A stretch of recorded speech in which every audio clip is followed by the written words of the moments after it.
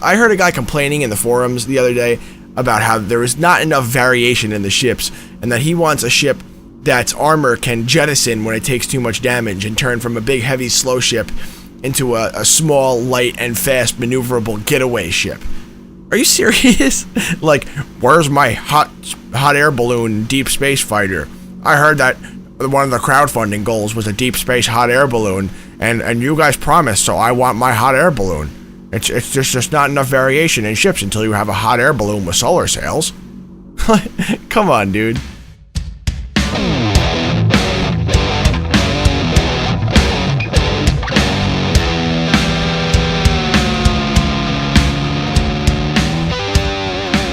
What's up, YouTube? My name is Lysergic, and welcome back to Star Citizen. I may be a couple days late, but the 1.1 update for Arena Commander just came down the pipe, and it's pretty exciting. The 1.1 update added a lot of little things that are pretty important, and a couple really big things. One of the big things being that the Gladius, this beautiful little dogfighting ship that you see in front of you, is now flyable in Arena Commander. And it is also the test bed for the brand new damage system that is really, really, really advanced and really cool to look at. And if you want a better idea of that and you want to know more about the Gladius in general, I'm going to be doing a totally in-depth review of the Gladius itself. But if you want to just see the damage system, I suggest that you go to the Robert Space Industries website, Star Citizen's made website, and you check out the damage system video, because that does a really good job of demoing how the new damage system is going to work and explaining it, and I don't need to rehash the whole thing for you. But more importantly, there's this. Ready? Watch this. We can go prone. You can go prone in Star Citizen now. You can crawl on your hangar floor and like look at the dust and stuff, and it makes your head move really weird every time you hit W. But I mean, hey, it's really cool. And you can do barrel rolls. Barrel rolls. You don't even need to do barrel rolls at a spaceship. You don't even need to do barrel rolls in a spaceship. You can just do barrel rolls in your hangar. Anyway, so that's that. Okay, so other than barrel rolls, the Gladius, and the new damage system, there were a few other things that are also very important that were added with the 1.1 update to Arena Commander. One of the very important ones being that the entire game, the entire dogfight module, is now coded in 64-bit as opposed to 32-bit. And that may just sound like, you know, some technological mumbo-jumbo, but it is very important for achieving what we're going to be able to achieve in Star Citizen in the full game. Because when you have such a large level, or large instances, as in the case of Star Citizen, the farther you get away from the center of that instance, where all the physics are calculated from, the farther away you get, the more imprecise things be. So when we're speeding around shooting missiles and projectiles at each other at, you know, 300 to whatever meters a second, and all those projectiles, ship positions, hitboxes, missiles, lock-on, need to all be recorded and, you know, calculated accurately at 60 frames per second, those things can be very complicated when you're that far away from the center of the instance. So moving to a 64-bit register or address or whatever you want to call it, I don't know, you know, the really deep specifics of it, is very important to achieving, you know, the large instances and, you know, tons of ships in the same instance all shooting the shit out of each other that we're going to see and love so much of the full game. So that's definitely a huge step. And more importantly, it means that I'm going to be able to fly my Gladius and, you know, precisely blow the shit out of people. And that's exactly what I wanted to hear. So that's a really important update. It's great to know. And the other thing about the game moving to 64-bit is that you're going to need to reinstall your entire game, because like I said, the whole thing is moved to a 64-bit register. You could just reinstall the game as you would normally, uninstall it from your control panel, etc., and reinstall it.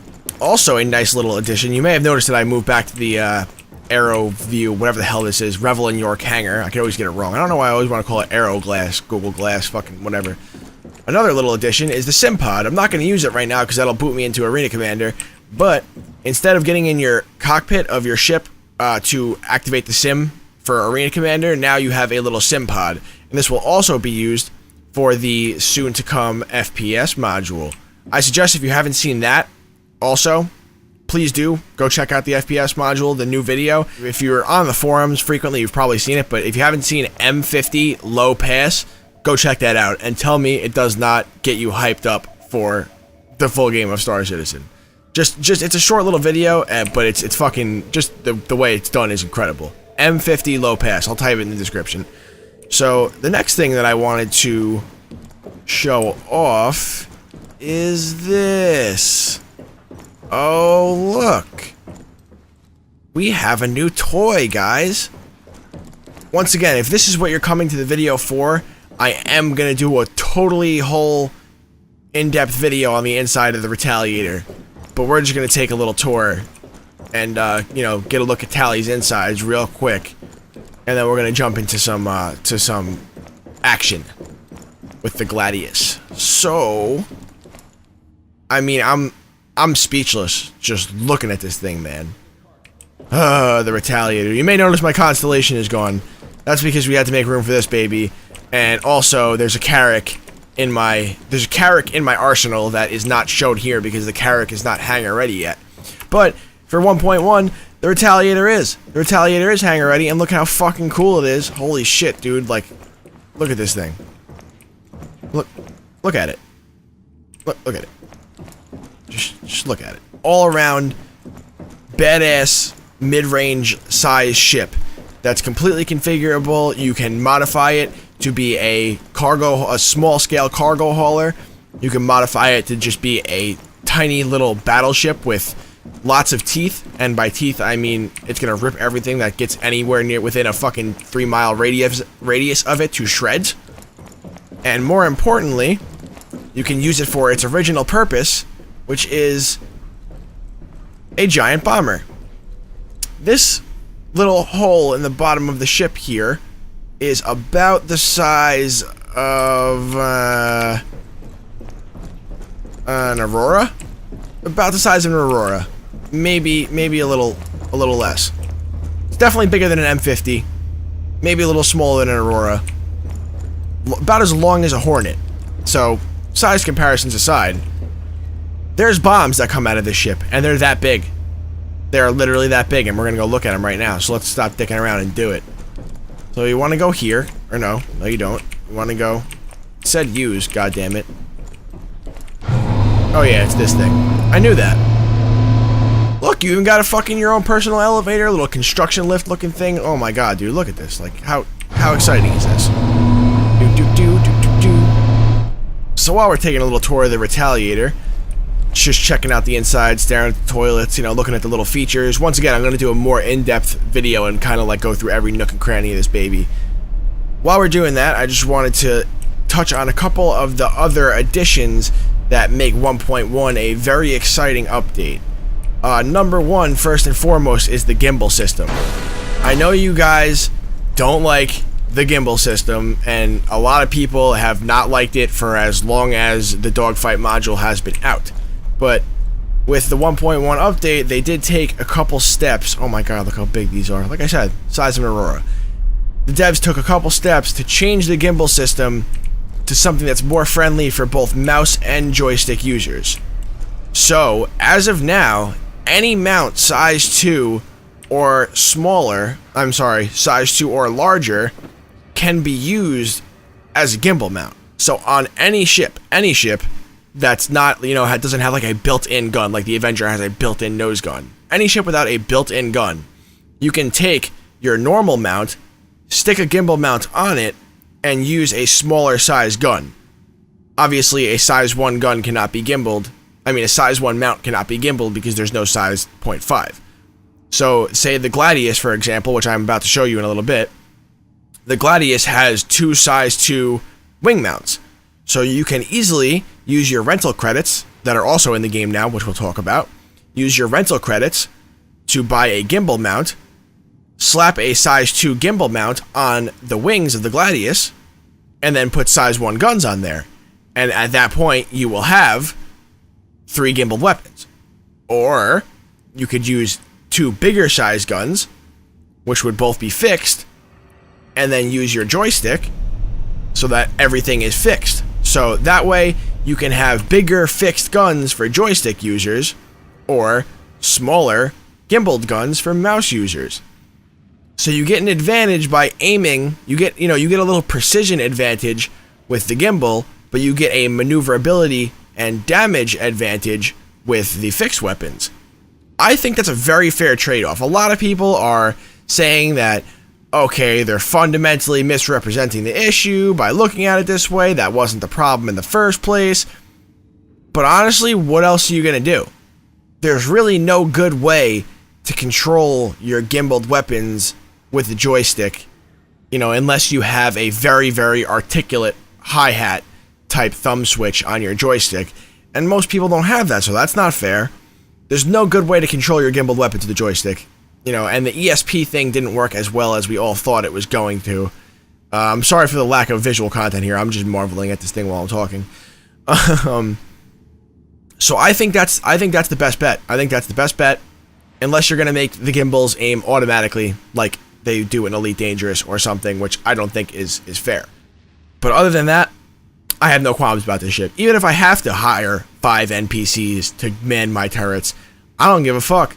Because like I said, anything that gets within a couple parsecs, couple astronomical units, a couple light seconds of my Retaliator is getting blown to bits. Whether it's by my 5 turrets or by my ginormous frickin' missiles. I don't even know what I'm going to use this ship for. I just realized that I also neglected to mention that the new skeletal muscle system is in. So that means that all of your third-person and first-person animations are now working on the new skeletal muscle system, where they do some kind of crazy simulation of all the muscles and abilities of your character to flex in different ways. So the running animations, walking animations, crouching animations, I guess, all look a lot better now. I definitely think that the animations look a lot better. I'm not sure about you guys, but they definitely look like there's a lot more weight and realism behind them than the stiff-looking animations we had before. Especially the sprinting animation, I think, looks really realistic. You can see, you know, the way he pumps his legs looks a lot better than it used to. But more importantly, what about the barrel roll animation? Mother fucking barrel rolls. Making me wait for elevators and shit.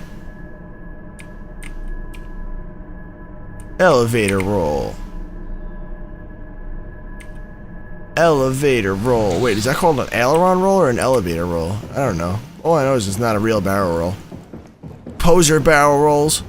Okay, ladies and gentlemen, we are locked and ready to unload with the Aegis Gladius. Right now I'm blacking out, but once the screen comes back, because this thing is so goddamn fast, you will notice that I don't have a normal weapon setup on the Gladius right now. Right now I have Omniski laser cannons and the Scorpion on the front. So instead of the fixed weapons on the wings, because I am playing with the mouse currently, I have opted to go with Omniskis on the wings instead of the regular M4A, I believe they are, laser cannons.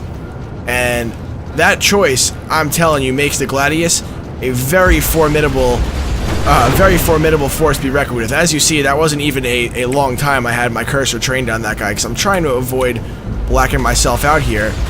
But just a few short bursts of your weapons, because they're all gimbaled, because I am a mouse user, and the Vandals are eating dust very quickly.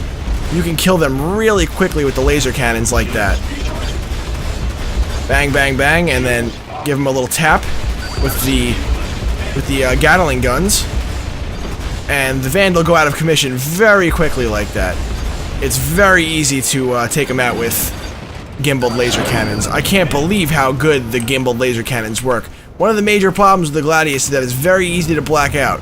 And because it's so easy to black out, I would advise, instead of doing a normal turn, decoupling, turning, recoupling, and then boosting. I think I've said this in earlier videos. See how quickly they go down? You could just literally tear them to pieces.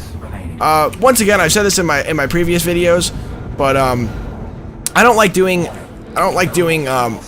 Spectrum matches and playing online with other players, especially because the connectivity is so iffy right now. You get dropped from a lot of matches, so it's easier to just hop into Vandal Swarm to demo, you know, the combat that I'm trying to show. It's easier for me to show you, you know, like situational how I would use this ship and what I think the optimal layout for combat is. Why isn't it letting me fucking target these guys right now? There they are. Oh, okay, they were out of my range. I see now. A little farther away than I thought. So let's lock onto one of these guys and see how quickly we can kill them with our Omniskis. Getting a little bit of lag here. I guess it's because I'm recording, but generally I don't have too much of a problem with it. Ran out of power. But yeah, when you are on target, and I am not the best shot here, but when you are on target with all 3 gimbaled guns of the Gladius, the Vandals just melt away. And I have played in Spectre matches, and it's really not that much different. If you can get both weapons on target, you can just tear people up. These guns are not anywhere near as powerful as the Omniski 6s, but let me tell you, it really doesn't matter, because these Omniski laser cannons, they are just very nasty weapons. As you can see, a couple shots will quickly drain my power, and then I won't be able to shoot anymore, or I'll start overheating. But all you need is that couple a couple seconds of accurate concentrated fire, and whatever your target is definitely hurting very quickly. And as you can see here, whoops, almost blacked out again. As you can see here, the Gatling gun is a little slower, so your target for the Gatling gun is going to be your, I forget what to call it, target pip. Your lead indicator for your Gatling gun is going to be slightly behind your Omniskis, and it's going to be harder to hit them with all 3 guns at the same time because of that. But, I mean, I said it like twice already, and I'll say it again. It's just, with 2 laser cannons, this thing is so nasty, and it's so easy to just tear dudes apart. The Vandal really don't stand a chance. And as I was saying before, I changed the subject. The GLaDOS is very nimble. So instead of turning like you would in a normal fight, fighter, I would recommend decoupling, aligning with the vector that you want to be aiming towards, and then boosting and recoupling at the same time. And you'll black out much less that way. And it's actually, I think, quicker to turn that way, especially with comm stab off. See how I'm blacking out because I was trying to maintain looking at him in the same direction. And the Gladius is a good idea to keep your throttle around about 70 to 60% in combat. And instead of turning, either space brake and then turn, or decouple and then turn, because this thing accelerates to its top speed of, let's see, when it stops lagging there, 240 very quickly. I mean, watch, if I turn, how do I turn comm stab on? Control, yeah, there we go. If I turn comm stab on, just watch how quickly. Ready? Decelerate 0, and then automatically I accelerate up to 240 so quickly. Once again, at 240, turn around 180 degrees, bang, up to 240 again. It's just that quick. It really is insane. Let's talk about the missiles for a second. I'm not really sure how these Wi-Fi little symbol missile works, but it's interesting to say the least, because they definitely do behave differently than your average missiles. It takes a little bit longer to get a lock, and I believe they have less of a range. But once you do have a solid lock on them, they are nasty missiles. Let's pause so we can see, he chafed him. Son of a bitch. That's okay. They come back, and boom! Once again, a little bit of lag there. I don't know why that's going on, but they are definitely, are very persistent missiles. More so persistent than the quick lock-on missiles of the other ships. And we're on wave 3 now, so we can dogfight with Little King. He's a little bit more of a formidable enemy. But with the Gladius, I don't think we should have any problem with him. Like I said, this thing is just so damn nimble that you find yourself needing to slow down and dial back the throttle a little bit, especially when you're making turns like this, because it's just so easy to, black out, and the next thing you know, you're looking at the floor. But as an overall, I don't think I've given really an overall impression of it yet. Someone's shooting at me. I don't think I've given an overall analysis of it yet, but the Gladius is such a powerful fighter, and I really think this could be the answer to the, oh, the Hornet's OP, you gotta nerf the Hornet arguments. It really is just that badass of a ship. It's so fast. I mean, let's just try to follow. Let's find Little King. Let's just follow him. We'll take out his buddy first. Launch a missile at him. Boom. Come back. It slowed down, so I don't know if that's gonna come out very good in the recording, but that was hilarious. Okay, so let's dial it back to about 70% throttle, and we're gonna find Little King here, and we're just gonna try to stay on him as best as we can without even shooting at him.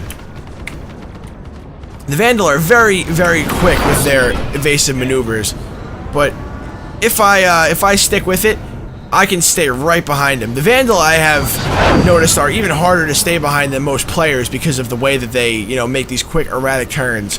But even at, less than 90% throttle, I can bang right into him. I can stay so close to Little King that I am constantly at danger of running my ass right into him. It's just that good of a fighter, and I really, really do enjoy it. See, bang, 1352 damage within a couple seconds, just pow, pow, pow, pow, pow, dead. And why isn't my main gun? Oh no, I knocked off my main gun. That's not good. Okay, so that gives us a good chance to test out some missiles. So let's really dial the throttle back so we can zoom in and watch them blow up happily as they oblige to be my missile testing bed. Let's see, where are you, little vandal? That's a radar missile lock. Like I said, those do work definitely a little bit differently than all the other missiles. I'm not quite sure how it all works out, but I guess you have to be below 1,000 meters to get the lock. And then they take a longer time to lock than the slower missiles, but they do not they do not miss very often. The normal, I guess that's a heat-based missile because you get the little fire indicator when you are when you're locking on. The heat-based missiles do tend to miss and do tend to do flybys of the enemy without actually hitting them.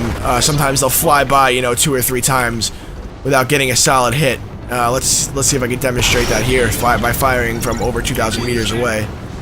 And I'll pause here so you can see. I believe the heat missiles are slower too. It looks like they're slower at least. And of course that one hit him. Or did it? Maybe he chafed at the last second or flared at the last second.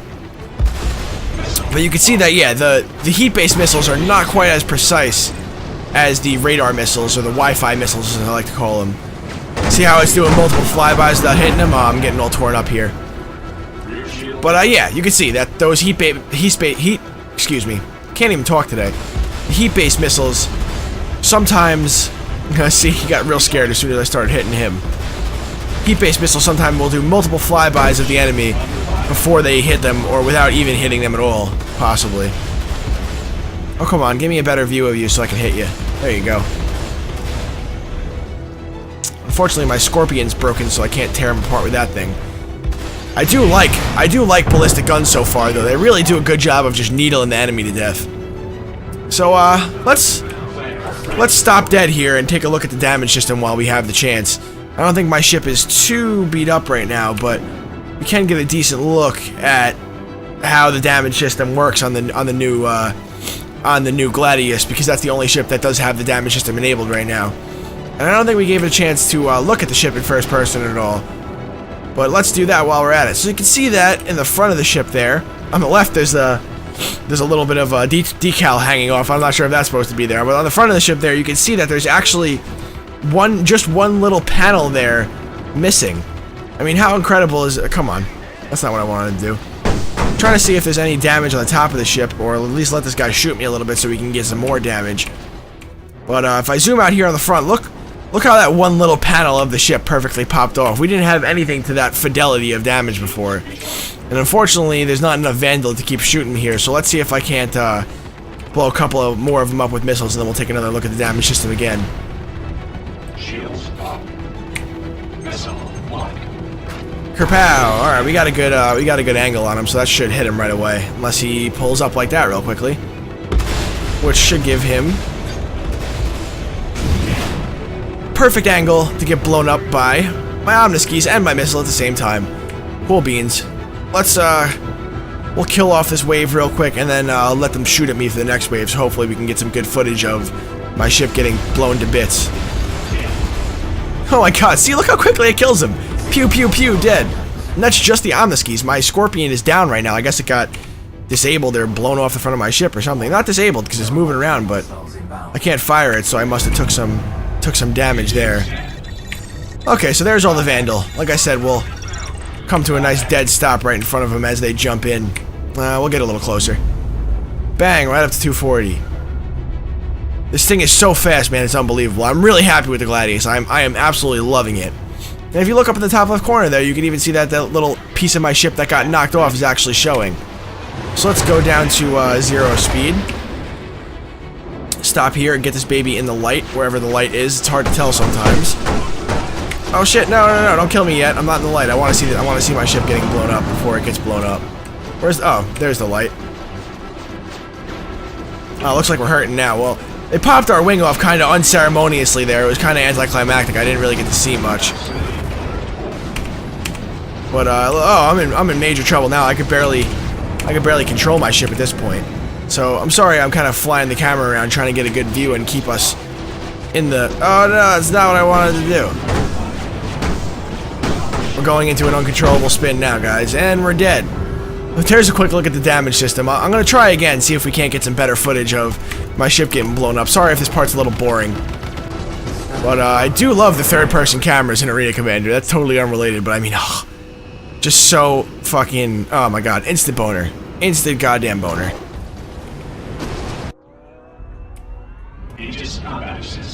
Alright, so let's fly towards the pack here. I can't resist, I have to kill one. I want to blow one of them up really quickly. Lock it. There we go. There's my contacts. They're trying to kill my friend. Well, Missile Vandal Hunter, your days are numbered. Because you're messing with the Gladius. Dial back the throttle as we approach so we don't fly by him too quickly. And bang, he's dead. One pass. Get yourself in an... The Gladiator's a light fighter. It's an interceptor. You have to get yourself in an advantageous position because it's kind of lightly armored and you have to avoid not doing these long sweeping turns as not to black out. But you get one good pass on an enemy and they are dead very quickly. Boom, bing, bang, boom, bada bing, boom goes the dynamite. He's dead, just like that. So once again, we're going to put it into a good position where we can view the ship and check out the damage system as we slowly get blown up. I mean, look at all the... Kind of the camera went away at an inopportune time there, but look at all the little tiny parts that get blown off the ship, man. It's just so fucking realistic and so detailed. I lost both my little back wings there. I'm gonna try to... Oh, god damn it, they kill me so fast before I can look at the pretty damage systems. But okay, I would say that that's fair enough. That's about a good 15 minutes of flight time and dicking around. So we'll clean up this wave and do the outro for the video, and we'll call that a wrap for my Arena Commander 1.1 overview. Once again, I'm going to be doing a detailed overview. I want to look inside the cockpit. That's what I wanted to do. I can't remember how to do that.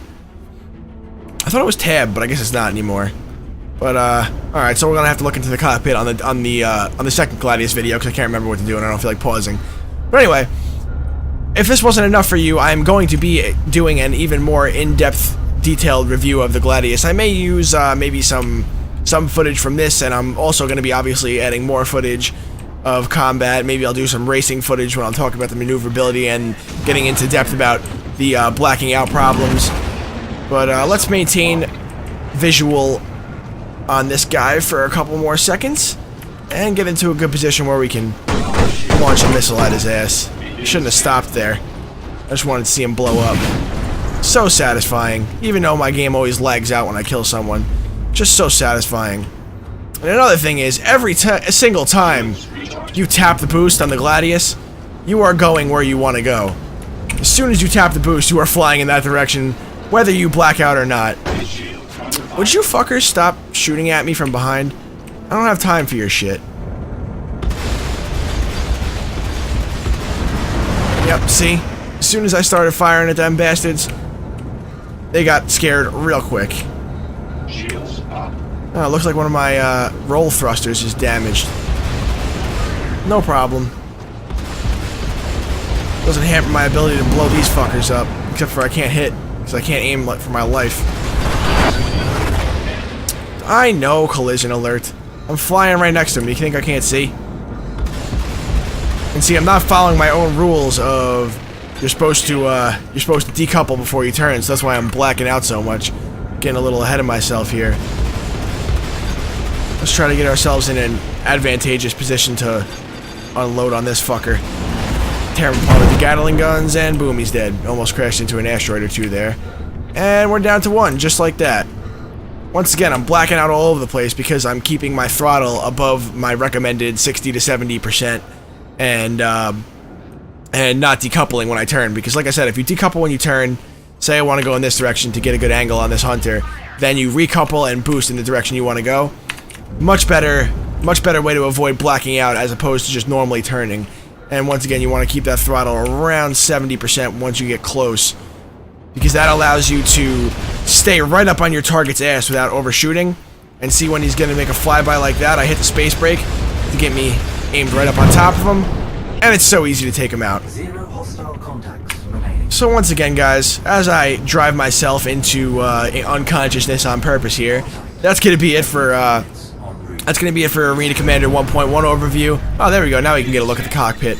Hopefully we won't crash, but I hope you guys enjoyed it, and I hope you learned something, and I hope you're enjoying watching me crash into this rock.